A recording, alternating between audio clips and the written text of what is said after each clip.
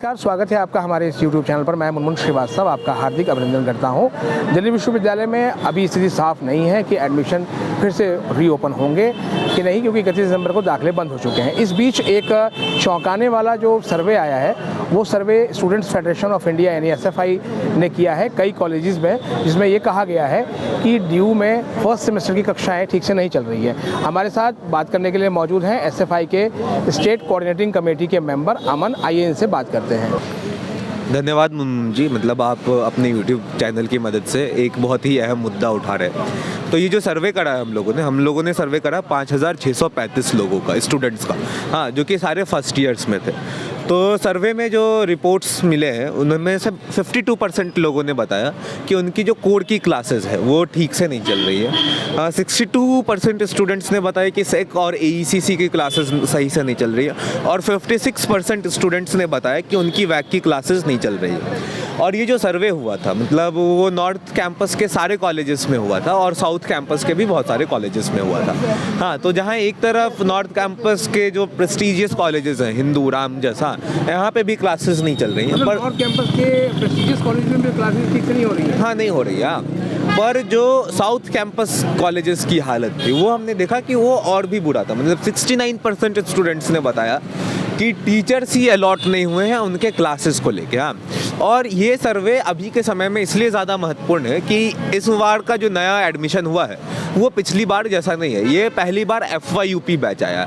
अब FYUP batch होने की वजह से बहुत सारी चेंजेस हुई हैं। जैसे सेक की क्लासेस पहले नहीं लगती थी, अब लगनी स्टार्ट हुई है। वैक की क्लासेस पहले नहीं लगती थी, अब लगनी स्टार्ट हुई है। और ये जो सेक और वैक है, हाँ, ये बेसिकली FYUP और NEP के तहत लगाया जा रहा है। तो जब इस साल FYUP लाने का प्रपोजल था तो बहुत सारे स्टूडेंट्स ने बोला कि यूनिवर्सिटी तैयार नहीं है। तो उस समय हमारे वाइस चांसलर कहते हैं कि हम बिल्कुल तैयार हैं FYUP के लिए। पर अभी हम देख सकते हैं कि ये जो नए सैक वैक में क्या पढ़ाया जा रहा है स्वच्छ भारत, वैदिक मैथ्स और ऐसे तमाम कोर्सेज। पर इन तमाम कोर्सेज के लिए टीचर्स नहीं। अब आप बताइए कि जो वैदिक मैथ्स है वो कौन पढ़ाएगा? जिसने गणित में PhD करा उसने पूरे पढ़ाई में वैदिक मैथ्स नहीं पढ़ाया, तो अब वो उसका कोई स्पेशलाइजेशन तो है नहीं वैदिक मैथ्स में या स्वच्छ भारत में। पर फिर भी इन टीचर्स को जो पॉल साइंस पढ़ाते हैं, जो कुछ और पढ़ाते हैं, उनको ऐसे सब्जेक्ट्स पढ़ाने के लिए फोर्स किया जा रहा है। और अधिकतर कॉलेजेस में लोग ही नहीं है इनको पढ़ाने के लिए। और अगर देखा जाए तो ये 3 महीने का सेमेस्टर है। लगभग 3 महीने के बाद इनकी परीक्षा हो जाएगी। 1.5 महीना गुजर चुका है, टीचर अभी तक है नहीं। तो 1.5 महीने के बाद ये एग्ज़ाम लिखेंगे। अब एग्ज़ाम में क्या लिखेंगे? हाँ, तो ऑब्वियसली चूंकि ये कोर्सेज इतनी बोगस है तो शायद ये पास भी कर जाएं।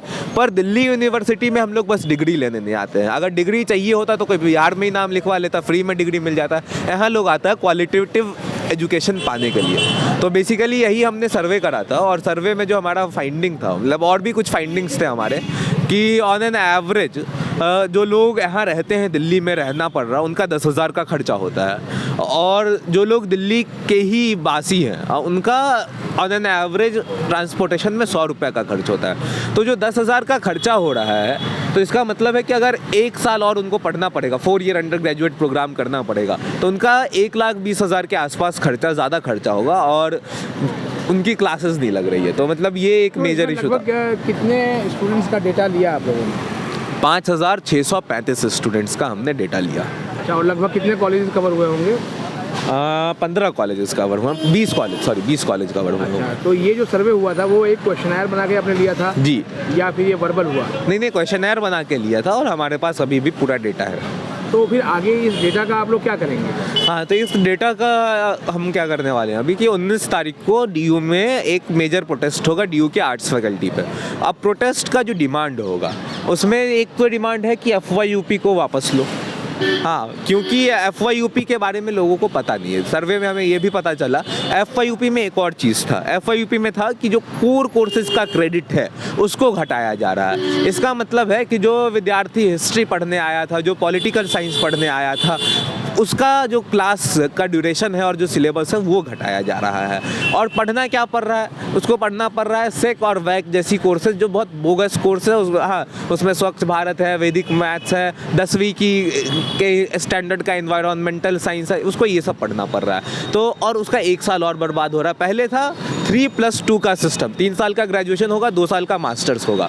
पर अब क्या 4+1, 4 साल का ग्रेजुएशन होगा, 1 साल का मास्टर्स होगा। तो जो 1 साल का मास्टर्स का सिलेबस है वो कायदे से अब 4 साल के ग्रेजुएशन में आना चाहिए, पर वो नहीं आ रहा है। वो बहुत साफ दिख रहा है हम लोगों की, वो तो ला नहीं पा रही है। हाँ, तो जो 2013 में जब FYUP आया था तभी इस तरीके का अनप्रिपेयर्डनेस यूनिवर्सिटी ने दिखाया था और इसी तरीके की बोगस कोर्सेज थी। तो लेकिन मैं आपको रोकना चाहूँगा, FYUP और ये NEP का 4 ईयर, इनमें कुछ तो बेसिक अंतर है। FYUP तो एक बिल्कुल ऐसा सिस्टम था कि 4 ईयर अंडर ग्रेजुएट प्रोग्राम, लेकिन NEP का तो पार्टी है कि जो है वो 4 साल में ग्रेजुएशन आपकी होगी, तो उसकी तुलना FYUP से कैसे हो रही है? हाँ, क्योंकि NEP में जो है कि FYUP क्या है, 4 ईयर अंडर ग्रेजुएट प्रोग्राम। हाँ, अब ये पहले भी आ चुका है, ये दोबारा आ रहा है। हाँ, और आप जो कह रहे हैं ये दो अलग अलग चीज़ है।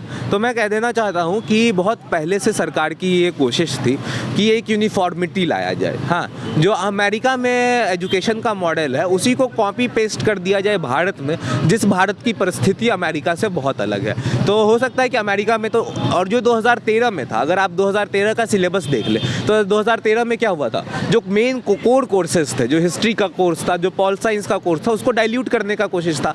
अभी जो प्रैक्टिकल्स, अगर आप फिजिक्स वालों से पूछे, जो उनका लैब चलता है, उसका ड्यूरेशन जो पहले जितना लगभग 18 घंटे होते थे हफ्ते में, अब वो 10 घंटे हो रहे हैं। जो क्लासेस का ड्यूरेशन है, पहले कोर कोर्सेज का क्रेडिट 6 था, मतलब हफ्ते में 6 दिन कोर कोर्सेज की क्लासेस लगेंगी। अब उसको घटा के 4 कर दिया गया है, तो कोर कोर्सेज का क्रेडिट घटाया जा रहा था और यही चीज़ पहले भी हो रहा था। तो इसलिए पिछली बार भी सरकार को वापस लेना पड़ा था DU एडमिनिस्ट्रेशन को, और शायद उनको इस बार भी लेना पड़ेगा। नहीं, इसमें जैसे कि बच्चों ने मुझे बताया, मैंने ही बच्चों से बात की थी कि 4 की जगह हमें 7 पेपर दे रहे हैं फर्स्ट सेमेस्टर में। हाँ, तो अब पेपर तो बढ़े ही हैं। हाँ, पेपर बढ़े, मैं वही कह रहा था, पेपर बढ़े हैं पर कोर कोर्सेज घटे। अब पेपर क्या है, जैसे पहले हमारे टाइम पे क्या था कि 2 कोर कोर्सेज होती थी। हाँ, एक GE होता था और एक AECC होता था, हमें 4 पेपर मात्र पढ़ने होते थे। अब आप यूनिवर्सिटी और स्कूल में अगर आप फ़र्क करें तो यही फ़र्क होता है कि यूनिवर्सिटी में हम स्पेशलाइज्ड एजुकेशन के लिए आते हैं, ना कि 10वीं 12वीं की तरह हम खिचड़ी बनाने आते हैं। हम हर चीज़ यहाँ नहीं पढ़ते, पर अगर जो हमारा इंटरेस्ट है हम उसके बारे में बहुत अच्छे से पढ़ते हैं। तो इन्होंने क्या करा, 7 पेपर लाए। हाँ, अब 7 पेपर में से जो सेक का पेपर है, AECC का पेपर है, वो है कि सबको एक ही पढ़ना। फॉर एग्जांपल इन्वायरमेंट साइंस ले लेते हैं, एक ठीक ठाक पेपर है। हाँ, तो इन्वायरमेंट के बारे में क्या लोगों को नहीं पता होना चाहिए?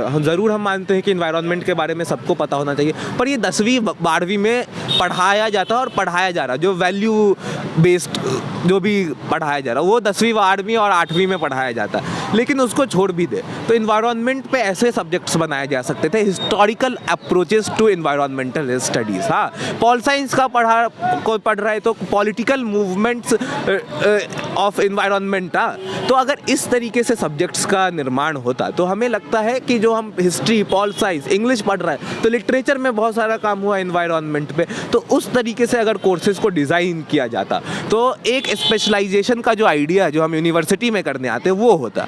पर अभी क्या बनाया जा रहा है कि फिजिक्स का स्टूडेंट भी इन्वायरमेंट पे एक ही चीज़ पढ़ेगा, हिस्ट्री का भी वही पढ़ेगा, तो उसमें वही होता है, कार्बन डाइऑक्साइड का एमिशन बढ़ रहा है, कार्बन डाइऑक्साइड एमिशन, तो वो सब बच्चों की चीज़ है। हम यहाँ पे आते हैं स्पेशलाइज्ड एजुकेशन के तो पढ़ने के लिए। लग रहा है कि जो ये 4 साल का जो सिस्टम ये कहीं ना कहीं क्वालिटी को डिग्रेड करेगा?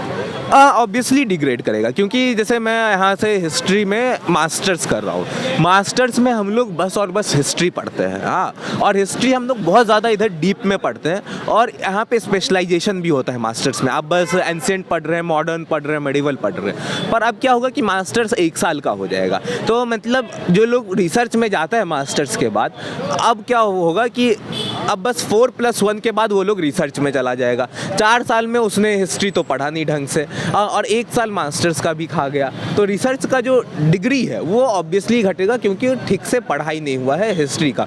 क्योंकि अब कहने को तो देखिए 12th के बाद भी लोग 12th में प्रोजेक्ट वर्क होता है, हाँ, पर उसमें कुछ रिसर्च का क्वालिटी नहीं होता, वो कॉपी पेस्ट होता है। जब हम लोग ग्रेजुएशन में आते हैं तो हम लोग ये इमेजिन कर सकते हैं कि जो रिसर्च होगा वो बहुत अच्छा रिसर्च होगा, क्योंकि एक अच्छा टाइम उस विषय को पढ़ने में डीपली गया है। तो अगर आप हर चीज़ पढ़ रहे हैं, कुछ पढ़ लिया, तो उससे जो आपका रिसर्च का क्वालिटी होगा वो बहुत बुरा होगा।